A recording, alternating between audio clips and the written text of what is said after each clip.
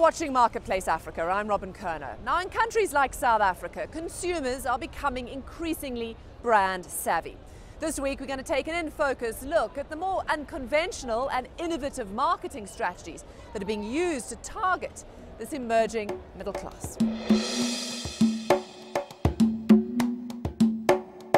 This is a Joko tea.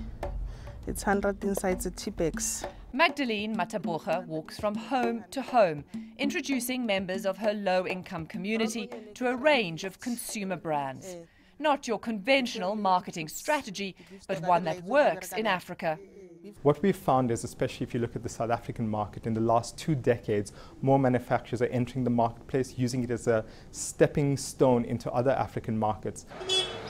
And in the African market, you'll find millions of customers that might have been overlooked by big multinational businesses in the past. I think, typically we've always traditionally catered for the formal markets and the upper end of the spectrum. But I think when you go to the lower end of the market, and it's not because people are poor that they consume less, or they are worse type of customers that you want. You actually need those customers. They are the next value chain, and the next million customers will come from there. But how do you reach these millions of customers? Yeah, well, it's Vodacom for you. That's where marketing companies like Creative Counsel come in. A $50 million company pioneering African marketing solutions.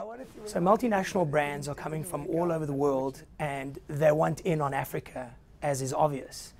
And agencies like ours are helping them engage the consumer in a new inventive way, which is actually a very old traditional way. It's one-on-one conversations.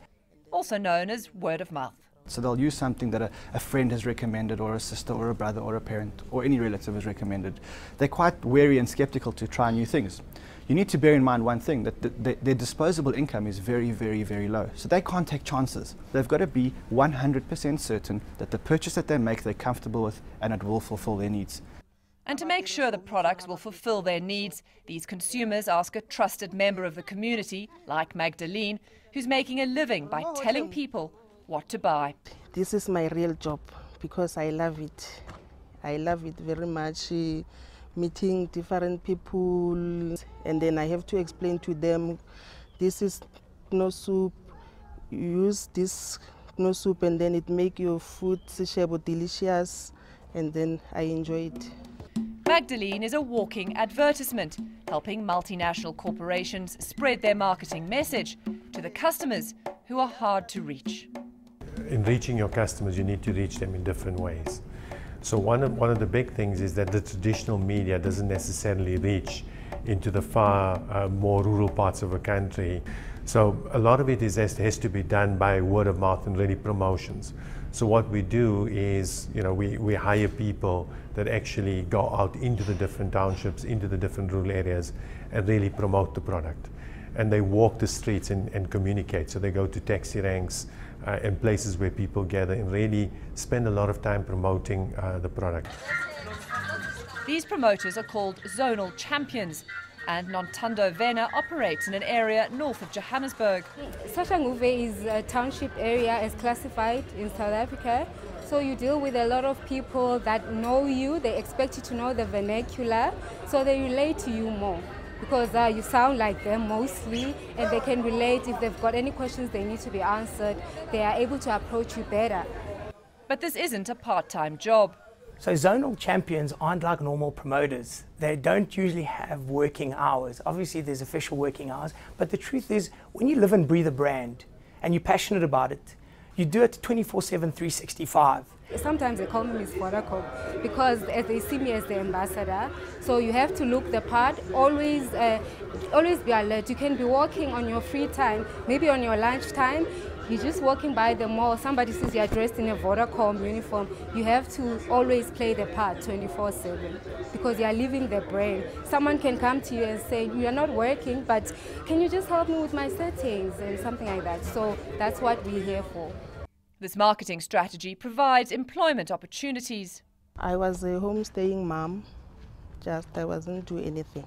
Now I am a Unilever ambassador. Not only are these brand ambassadors serving an overlooked market, These employers are also part of an untapped workforce. We found a niche. We found that there's a whole lot of people that are uneducated and previously probably unemployable, so to speak. And we found a methodology of training and managing these people in such a way that we can actually give them a job as a zonal champion or as a brand champion or someone that can drive a message into their communities. But it's also about building trust, which can eventually lead to sales. There's a wonderful Zulu idiom. It goes, Izandla ziyagezana, which means one hand washes the other. That is the kind of communal perspective that Africans have, which brands that come from all over the world need to understand. It means that if you're a brand that supports me in the community, creates employment opportunities, gives me real product information, I will support you and buy your product. One hand washes the other. If brands can tap into that and build that trust, then they'll win the African continent. And for many multinational corporations, they say it's a continent well worth winning over. Africa is really the last great frontier in terms of an investment opportunity in the global space. Any manufacturer who's not playing in Africa right now is actually preparing to lose in the future. You need to be in Africa and playing in this marketplace if you want to be a strong, healthy, successful company going forward.